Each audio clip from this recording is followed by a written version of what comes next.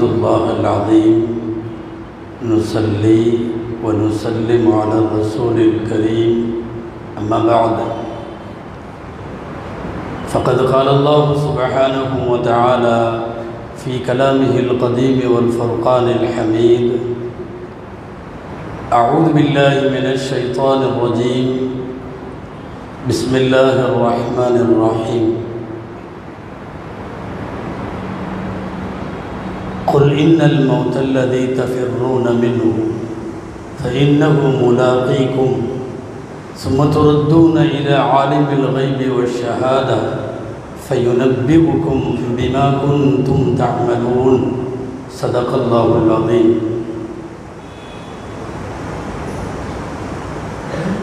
وقال رسول الله صلى الله عليه وسلم إن من أشراط الساعة أن يكثر موت الفجأة صدق رسول الله صلى الله عليه وسلم.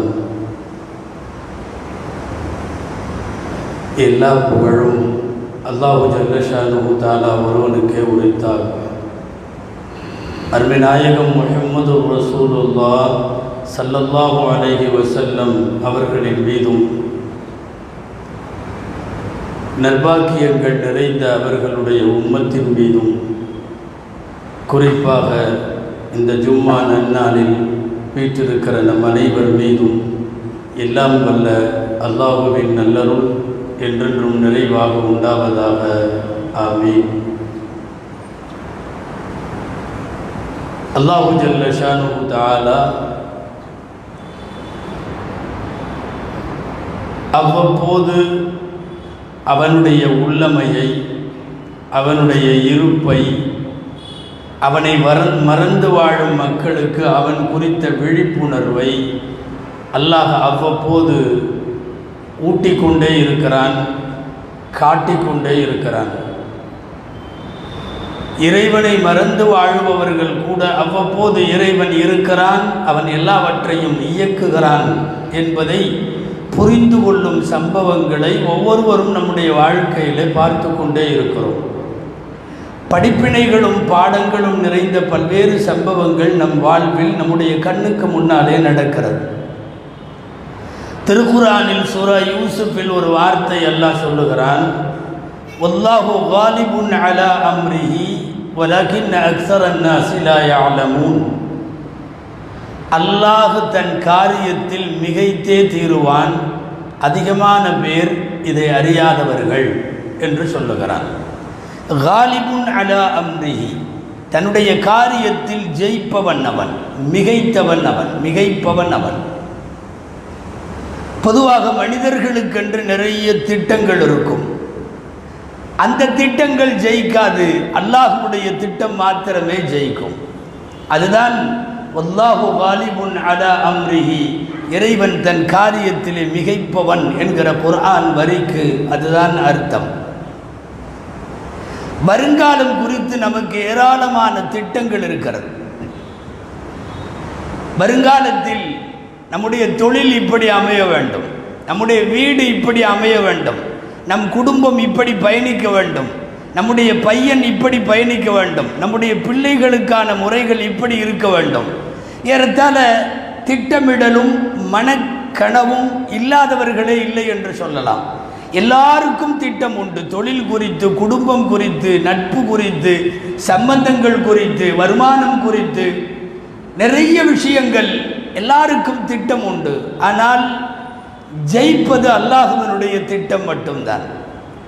அழகான ஒரு வார்த்தை ஹஜ்ரத் அலி ரலியல்லாஹு தஆலா அன்ஹு சொல்லுவார்கள், அரஃப்துல்லாஹ பிஃபஸ்ஹில் அஸாயிம். நான் என் முடிவுகள் நொறுங்கி போகிற போது அல்லாஹுவை அறிகிறேன், என் முடிவுகள் உடைகிற போது அல்லாஹ்வை அறிகிறேன். அதாவது நான் ஒரு முடிவு செய்கிறேன், நான் ஒரு திட்டமிடுகிறேன், அதை நோக்கி பயணிக்கிறேன், அல்லாஹுவின் முடிவு வேறாக இருக்கிறது. என் முடிவு நொறுங்கி போகிற இடத்தில், என் முடிவு நடக்காத இடத்தில், என் முடிவு மாற்றமாகிற இடத்தில் நான் ரப்பை அறிகிறேன் என்கிறார்கள் அலி ரலியல்லாஹு தஆலா அன்ஹு அவர்கள். நாம் நினைப்பதெல்லாம் நடப்பதில்லை, ஆனால் ரப்பு நினைப்பது நடக்காமல் இருப்பதில்லை. அதுதான் வல்லாஹு காலிபுன் அலா அம்ரிஹி, இறைவன் தன் காரியத்தில் மிகைத்தே தீருவான் என்கிற குர்ஆனுடைய வரிக்கு அர்த்தம்.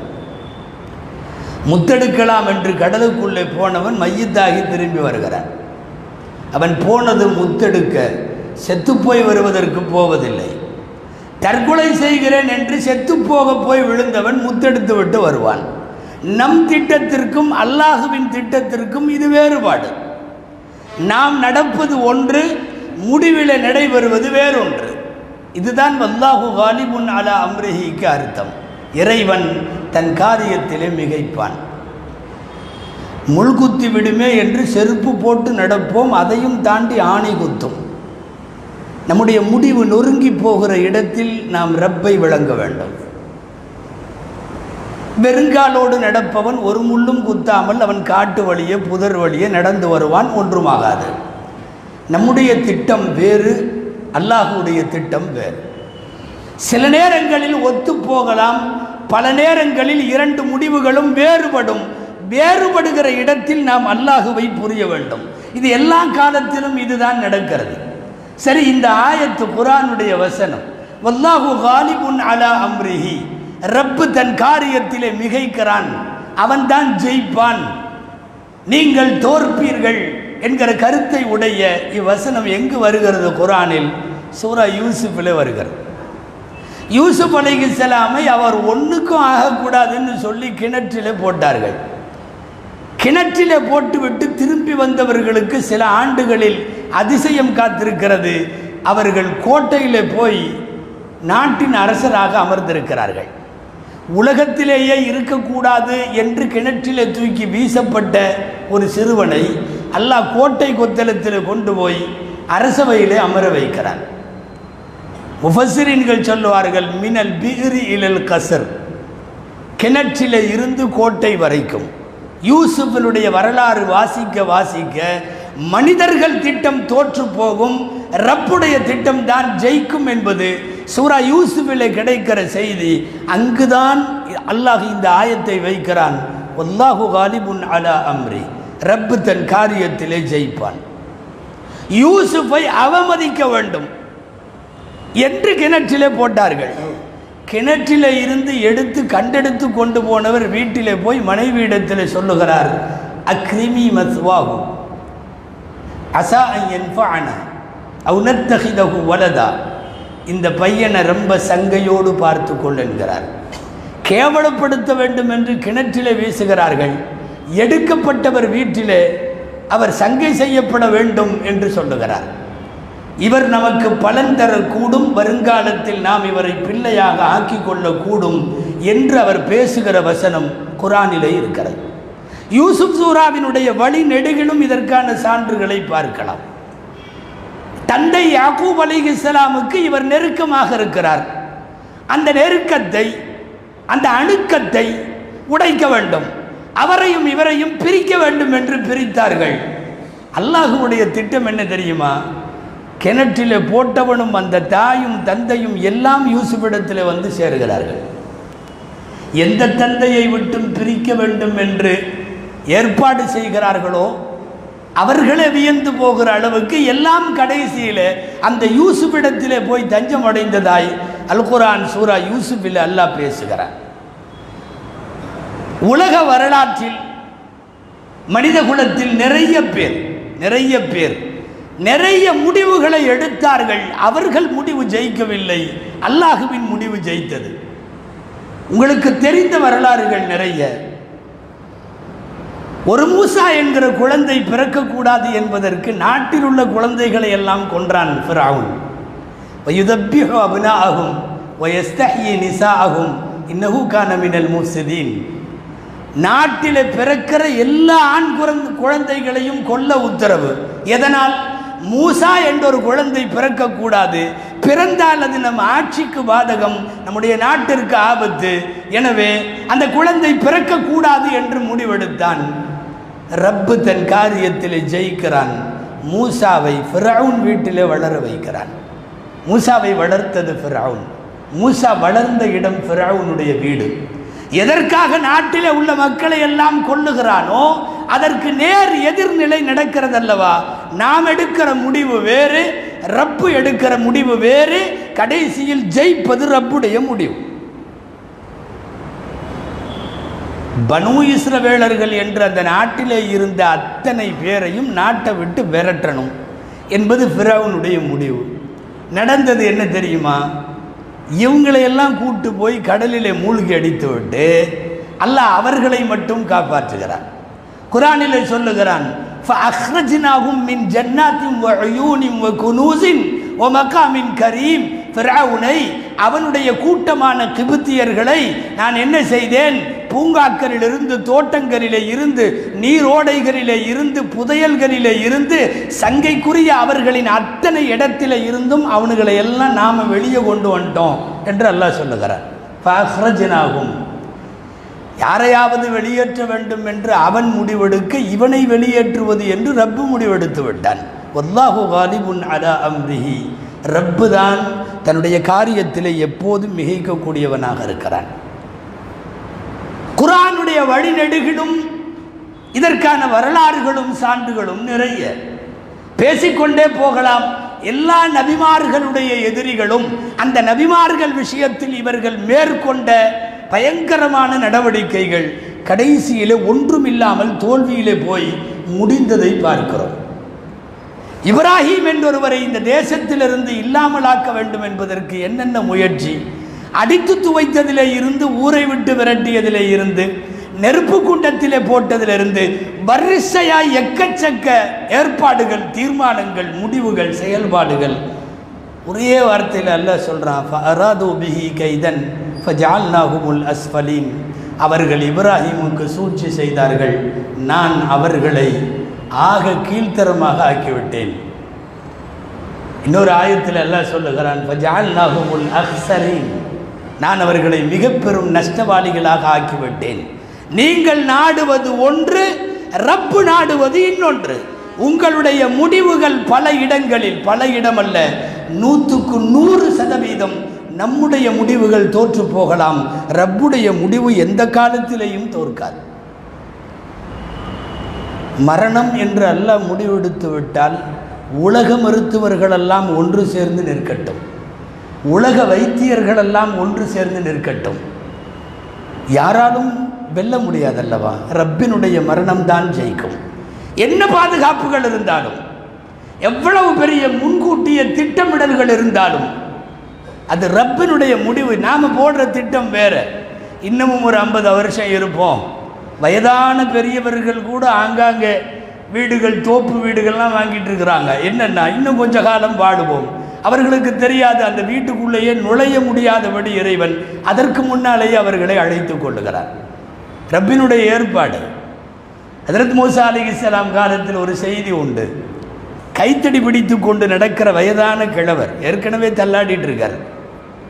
கைத்தடி பிடித்து கொண்டு நடக்கிற வயதான ஒருவர், கைத்தடிக்கு கீழே அந்த காப்பு, ஆடு மாடு ஒட்டகங்களுக்கு குழம்புகள் வைப்பது போல கீழே அந்த குச்சிக்கு கீழே இரும்பிலே லாடமடித்து தருமாறு கொண்டு போய் ஒரு கொல்லன் பட்டறையிலே கொடுத்து கொண்டு நிற்கிறார். நல்லா என்னுடைய குச்சிக்கு கீழே நல்லா லாடம் அடித்து கொடு, போன தடவை அடித்தது சீக்கிரமாக கலந்து போச்சு, ரொம்ப காலம் வரணும் என்று கேட்கிற இவர் ரொம்ப வயசானவர். இவர் கேட்கிறார், நல்லா அடித்து கொடுன்னு. வரலாறு என்ன தெரியுமா? அங்கே பக்கத்திலேயே இவர் ரூகை வாங்க வந்த மலக்கும் இருக்கிறார். நாளைக்கு இவர் கிளம்பணும். மலக்குல் மௌத்து பக்கத்தில் இருக்கிறார். ஏறத்தாழ இவர் ஏரியாவுக்கே வந்துட்டார்.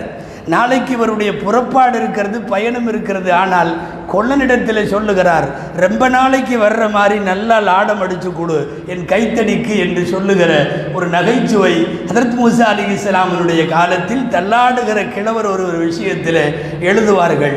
நாம் போடுகிற கணக்கு ஒன்று, அல்லாஹ் போடுகிற கணக்கு தான் ஜெயிக்கும். அது எவ்வளவோ பாதுகாப்பு செய்திருந்தாலும், திட்டமிடல் இருந்தாலும், ரப்பு நினைத்தால் அவன் காரியமே ஜெயிக்கும் என்பதற்கு உலகத்தில் அவ்வப்போது இறைவன் சில விஷயங்களை நமக்கு முன்னாலே காட்டுவான். அந்த வரிசையிலே உள்ள செய்தி தான் தமிழகத்திலே ஏறத்தாழ ஒரு விமான விபத்தில் 13 பேர் ஒரு கோர விபத்தில் மரணமடைந்திருக்கிற செய்தி இந்த வாரம் நாட்டை உலுக்கி இருக்கிறது. இதுக்கு எல்லா பாதுகாப்பு ஏற்பாடுகளும் இருந்தது. ஒன்றும் சாதாரணமானவர்கள் அல்ல. நாட்டின் முப்படை தளபதியில் இருந்து அத்தனை இராணுவ தளபதிகளும் கமாண்டர்களும் இருக்கக்கூடிய ஒரு விமானம். 13 பேரும் அது சம்பந்தப்பட்டவர்கள். ரப்பு மீண்டும் மீண்டும் சொல்லுகிறான், நீங்கள் நினைப்பதும் திட்டம் போடுவதும் உங்களினுடைய பாதுகாப்பு வளையங்களும் எல்லாவற்றையும் தாண்டி வல்லாஹு காலிபுன் அலா அம்ரி, அல்லாஹ் தன்னுடைய காரியத்தில் மிகைத்தே தீருவான். குர்ஆனுடைய வாசகம் இது எந்த காலத்திலும் பொய்யாகாது. சூரத்துல் ஜும்மாவிலே அல்லாஹ் சொல்லுகிறான், இன்னல் மௌத்தல்லதி தஃபிர்ரூன மின்ஹு, நீங்கள் எந்த மரணத்தை பார்த்து விரண்டோடுகிறீர்களோ அந்த மரணம் ஃபஇன்னஹு முலாகீக்கும், அது உங்களை சந்தித்தே தீரும், உங்களை பிடித்தே தீரும். நீங்கள் எத்தனை மருத்துவர்களை பக்கத்தில் வைத்து கொண்டாலும், உலகத்தின் எவ்வளவு பெரிய மருத்துவமனையில் அட்மிட் ஆகியிருந்தாலும், குறிப்பிட்ட நேரத்தில் ஃபஇன்னஹு முலாகீக்கும், அது உங்களை பிடித்தே தீரும். வேறு வார்த்தையில் அல்லாஹ் சொல்லுவான், வலை யுஅக்கிர் அல்லாஹு நஃப்ஸன் இதா ஜாஅ அஜலுஹா, தவணை வந்து விட்டால் எந்த உயிரையும் அல்லாஹ் ஒரு நொடியும் பிற்படுத்த மாட்டான். குறிப்பிட்ட நேரத்தில் ஜெயிப்பது அல்லாஹ், தோற்பது மருத்துவம், ஜெயிப்பது அல்லாஹ், தோற்பது விஞ்ஞானம், ஜெயிப்பது அல்லாஹ், தோற்பது மனிதனுடைய திட்டமிடல்களும் முன்னெச்சரிக்கை நடவடிக்கைகளும் பாதுகாப்பு அம்சங்களும் அத்தனையும் தோற்று போகும். சூரத்து நிசாவிலே உலகத்திற்கே உரத்து சொல்ல வேண்டிய மரணம் குறித்த ஒரு வாசகம் உண்டு. ஐனமா தகூனு, நீங்கள் எங்கிருந்தாலும் யுதுரிக்குமுல் மௌத்து, பூமியில தான் உழவணும்னு அவசியம் இல்லை, வான் நோக்கி பறந்து கொண்டிருந்தாலும், ஐனமா தகூனு, நீங்கள் எங்கிருந்தாலும் யுதுரிக்குமுல் மௌத்து, மரணம் உங்களை பிடிக்கும். வலவ் குந்தும் ஃபீ புரூஜின் முஷையதா, உறுதியாக கட்டப்பட்ட கோட்டைகளுக்குள்ள நீங்கள் இருந்தாலும் மரணம் வரும். ஏன்னா உருவ அமைப்பில் மரணம் இருந்தால் உள்ளே போவது சிரமம். உருவ அமைப்பில் இருந்தால் கதவை சாத்தி தடுத்து விடலாம், மனித அமைப்பில் இருந்தால் வராதே என்று தடுத்து விடலாம். அதற்காகவோ என்னவோ ரூஹ் என்பதற்கு இறைவன் உருவம் வைக்கவில்லை, அது எங்கிருந்தாலும் போய்விடும். அதுதான் குர்ஆனுடைய ஆயத்தின் விளக்கம். உறுதியாக கட்டப்பட்ட கோட்டைகளிலே நீங்கள் இருந்தாலும் மௌத்து நிச்சயமாக யுதுரிக்குமுல் மௌத்து, உங்களை அடைந்தே தீரும். இமாமுல் ஆதம் அபூ ஹனீஃபா ரஹ்மத்துல்லாஹி அலைஹி இடத்துல யாரோ ஒரு விவாதக்காரன், ஒரு யூதன் வந்து கேட்பான், இல்லை கடவுள் மறுப்பாளன் வந்து கேட்பான், அல்லாஹ் அல்லாஹ் என்கிறாயே, அந்த அல்லாஹிய சலாபத்துன் கல் ஹதீதி, அவன் இரும்பை போல் திடப்பொருளா, அவ் மாயியத்துன் கல் மதரி, அல்லது அவன் தண்ணீரை போல் திரவ பொருளா, அவ் ஜபானத்துன் கத் துகானி, அல்லது புகையை போல் அவன் வாயு பொருளா. அல்லாங்கிறையே இரும்பு மாதிரி இருப்பானா, தண்ணி மாதிரி இருப்பானா, இல்லை புகை மாதிரி இருப்பானா, எப்படின்னு சொல்லுன்னு கேட்டப்போ இமாமுல் ஆதம் எப்போதும் சமயோசிதத்தில் யோசிக்காமலேயே பதில் சொல்பவர்கள் உடனடியாய் கேட்டார்கள், ரூஹு போக போகிற மௌத்தா போகிற யார் பக்கத்துலையாவது உட்காந்துருந்தியா? இருக்கிறேன், உட்காந்துருக்கிறேன். அவன்கிட்ட பேசியிருக்கியா? பேசியிருக்கேன். ரூஹு போன பிறகு அவன் பேசுவானா? பேச மாட்டான். ரூஹு போனப்போ நீ பக்கத்தில் தானே இருந்த? ஆமாம் இருந்தேன். அந்த ரூஹு என்ன இரும்பு போல் திடப்பொருளா, இல்லை தண்ணீர் போல் வாயு பொருளா, இல்லை புகையை போல் தண்ணீர் போல் திரவ பொருளா, புகையை போல் வாயு பொருளா என்று கேட்டபோது அவன் திரும்பி போய் விடுவான். ரூஹு திடமும் அல்ல, திரவமும் அல்ல, புகையும் அல்ல, பின்ன என்னதான் தெரியாது என்று சொல்லுகிறான் அல்லாஹ். யஸ்அலூனக அனிர் ரூஹ் குலிர் ரூஹு மின் அம்ரி ரப்பி, ரூஹ் என்றால் என்னவென்று கேட்கிறார்கள். நபியை சொல்லுங்கள், ரூஹு என் ரப்புடைய விஷயம். வமா ஊத்தித்தும் மினல் இல்மி இல்லா கலீலா, உங்களுக்கு கொடுக்கப்பட்ட ஞானம் குறைவு, நீங்கள் அதை பற்றி விவாதிக்க முடியாது, காண முடியாது. எனவே உறுதியாக கட்டப்பட்ட கோட்டைகளில் இருந்தாலும் மௌத்து வரும். ரொம்ப எல்லா பாதுகாப்பு ஏற்பாடு இருக்கிற விமானம் தான், ஹெலிகாப்டர் தான் அந்த வானூர்தி விழுந்து நொறுங்கி இருக்கிறது. வாங்கின விலை 145 கோடி என்று எழுதுகிறார்கள். அந்த ஃப்ளைட்டினுடைய அந்த ஹெலிகாப்டருடைய ஸ்பெஷாலிட்டிஸ் எல்லாம் படித்து பார்த்தா பிரமிப்பாக இருக்கிறது. எப்படி ஒரு விபத்தில் அதுவும் எல்லாரையும் கொத்தாக இறைவன் அழைத்து கொள்ளுகிறான் என்று நினைத்தால் ஆச்சரியமாக இருக்கிறது. மொத்தமே ஹெலிகாப்டரில் 36 சீட்டு தான். 36 சீட்டில் இவர்கள் 13 பேர் 14 பேர் தான் அமர்ந்திருக்கிறார்கள், வேறு யாரும் இல்லை. மிக நவீன ரகத்தில் உலகத்திலே வந்த விமானங்களில், ஹெலிகாப்டர்களில் அத்தனை தொழில்நுட்பத்தோடு சைடுகளில் உள்ள இறகுகள் வழியாக ஏவுகணைகளை வைத்து தாக்கலாமாம். அப்படி எதிரிகளையும் தாக்க வல்ல வெறும் பயணிகளின் வானூர்தி அல்ல, அது இராணுவ வானூர்தி. பயணிகளுக்கு முக்கிய புள்ளிகளும் பயன்படுத்துகிறார்கள், மட்டுமல்ல இராணுவ தளவாடங்களை ஏற்றிச் செல்லவும் பயன்படுத்துகிறார்கள். எவ்வளவு பெரிய தொழில்நுட்பம்! பைலட் இல்லாமல் இயங்கும் அது. ஒருவேளை அவர் தூங்கிட்டா, ஒருவேளை ஓட்டி கொண்டிருக்கிற போதே அவர் மவுத்தாயிட்டாலும் ஃபைனல் டெஸ்டினேஷனில் போய் கரெக்டாக இலக்கில் இறக்கி விட்டுவிடும் ஆட்களை. ஓட்டுநர் தேவையில்லாமல் செல்லுகிற ஹெலிகாப்டரம். எவ்வளவு பாதுகாப்பு, எவ்வளவு தொழில்நுட்பம்! அடுக்கடுக்காக அத்தனை தொழில்நுட்பமும் வைத்துத்தான் அந்த விமானம் உருவாக்கப்பட்டிருக்கிறது.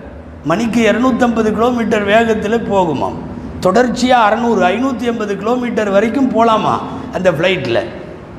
இவர்கள் நேற்று விபத்திற்கு உள்ளானவர்கள் போன தூரம் என்று பார்த்தால் ஏறத்தாழ தரை வழியாகவே ஒரு 100-150 கிலோமீட்டருக்கு மேலே வேறு ஒன்றும் இல்லை. கோவை இராணுவ முகாமிலே இருந்து வெலிங்டன் இராணுவ முகாமிற்கான தொலை தூரம் என்று பார்த்தால் கிட்டத்தட்ட ஒரு 85-90 கிலோமீட்டருக்கு மேலே இல்லை.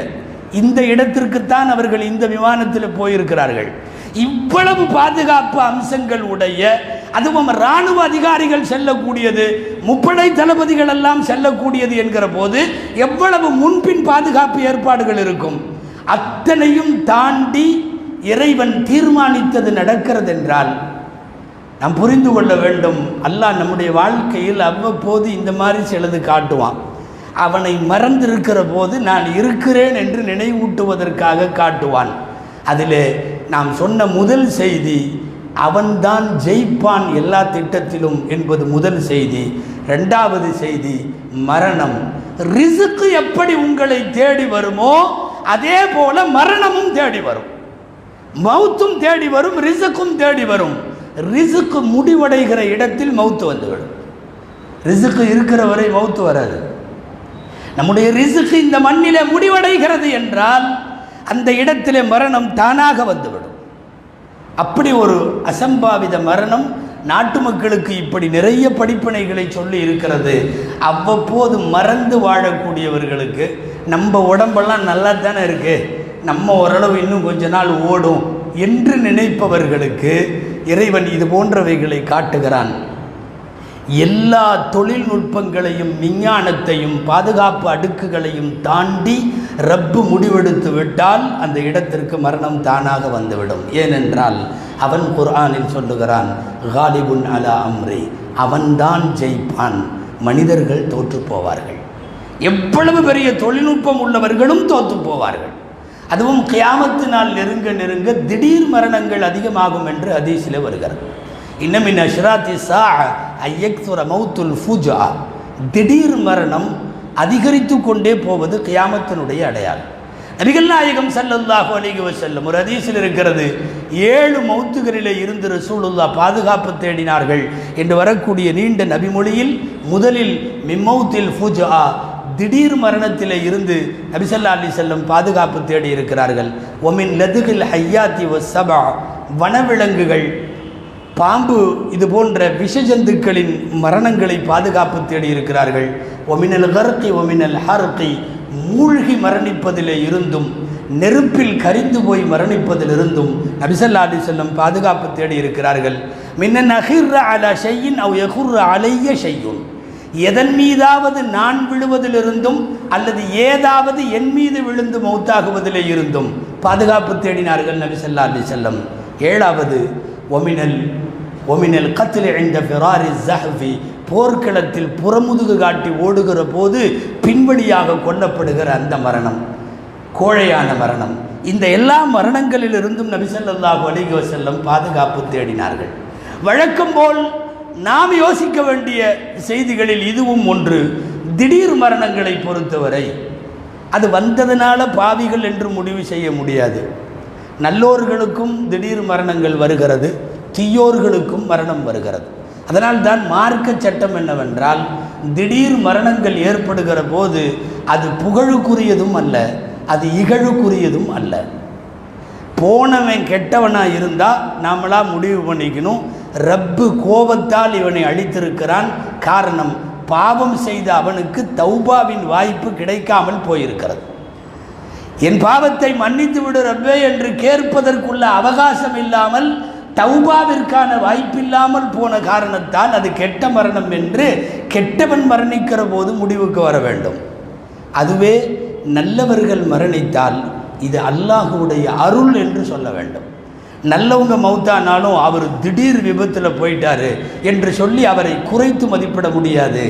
நல்லவர்களை பொறுத்தவரை திடீர் மரணங்கள் கூட ரஹ்மத்து தான் என்று எழுதுகிறார்கள் மார்க்க அறிஞர்கள். காரணம், கஷ்டம் இல்லை, இழுத்து கொண்டிருப்பதில்லை, சக்கராத்து இல்லை, படுக்கையிலே கிடந்து அவதிப்பட வேண்டியதில்லை, பார்ப்போர் இல்லாமல் அல்லது பார்ப்போர் முகம் சுளிக்கிற வண்ணம் இப்படியெல்லாம் மௌத்து இல்லை. கூட இருந்து கவனிப்பதற்கு முகம் சுளிக்கப்படுகிற உறவுகளை தள்ளி வைக்கிற காலத்தில் அப்படி ஒரு திடீர் மரணங்கள் சம்பவித்தாலும் கூட அவைகளும் நல்லோர்களாக இருந்தால் அது அவர்களுக்கு ரஹ்மத்து, கெட்டவர்களாக இருந்தால் அது இறைவனுடைய கோபம் என்றுதான் முடிவு செய்ய வேண்டும்.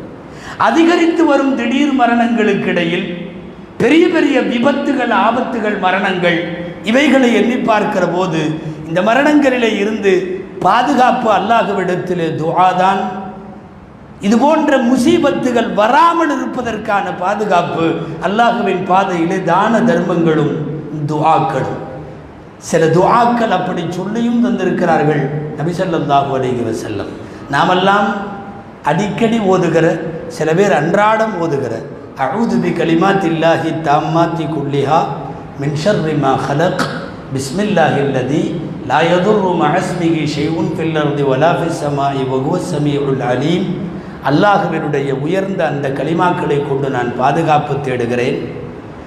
அல்லாஹுவை கொண்டு நான் எதையும் துவங்குகிறேன். எவனென்றால் அந்த அல்லாஹுவின் பெயர் மட்டும் இருந்துவிட்டால் வானங்களிலும் பூமிகளிலும் உள்ள எந்த பொருளும் எந்த தீங்கையும் தராதே அப்படிப்பட்ட அல்லாஹ் என்று சொல்லுகிற இந்த கலிமாக்கள் ஹதீஸில் வருகிறது. காலையிலோ மாலையிலோ இந்த துஆவை ஓதிக்கொள்ளுபவர்களை குறித்த ஹதீஸில் இப்படி வருகிறது, லம் யதுர்ருஹு ஷையுன், அவருக்கு எந்த முசீபத்துகளும் அணுகாது.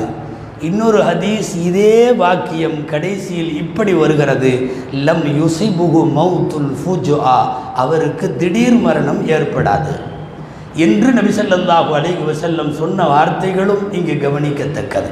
ஆக உலகத்தில் நீங்கள் போடுகிற திட்டங்களை எல்லாம் தாண்டி எல்லாம் வல்ல அல்லாஹுவின் திட்டங்கள் மட்டுமே ஜெயிக்கிறது என்பதற்கு அவ்வப்போது நிதர்சனமாய், தத்ரூபமாய் நம் வாழ்வின் கண்முன்னே பார்க்கிற, கேட்கிற, படிக்கிற, நம் செவிக்கு வரக்கூடிய செய்திகளை இறைவன் அவ்வப்போது கொடுத்து கொண்டே இருக்கிறான். அந்த வரிசையில்தான் இது போன்ற விபத்துக்களின், கோர விபத்துகளின் மரணங்களையும் பார்க்க வேண்டும். ரப்புல் ஆலமீன் நம்மை சுற்றி நடக்கக்கூடிய நிகழ்வுகளிலே இருந்து நல்ல படிப்பினைகளை பெறும் மக்களாய் அல்லாஹ் ஆக்கி அருள்வானாக. நம்முடைய முடிவை அல்லாஹ் அழகிய முடிவாக, கலிமாவுடன் கூடிய முடிவாக, அவன் விரும்பிய முடிவாக அல்லாஹ் அமைத்து தருவானாக. ஆமீன். வ ஆகிரு தஅவானா அனில் ஹம்துலில்லாஹி ரப்பில் ஆலமீன். அன்பிற்குரியவர்களே, இன்ஷா அல்லாஹ் நம்முடைய பள்ளியில் நாளைய தினம் மக்ரிபு தொழுகைக்கு பின்னால் ஆண்டுதோறும் நடைபெறுகின்ற மீலாதுன் நபி விழா மிகச் சிறப்பாக நடைபெற இருக்கிறது. உள்ளூர் வெளியூர் உலமா பெருமக்கள் எல்லாம் கலந்து உரையாற்ற இருக்கிறார்கள். ஜமாத்தார்கள் கலந்து கொள்ள வேண்டுமாய் கேட்டுக்கொள்கிறோம். பெண்களுக்கு பள்ளிக்கூடத்தில் இடவசதி ஏற்பாடு செய்யப்பட்டிருக்கிறது. அதே போல பெரிய குளத்திலே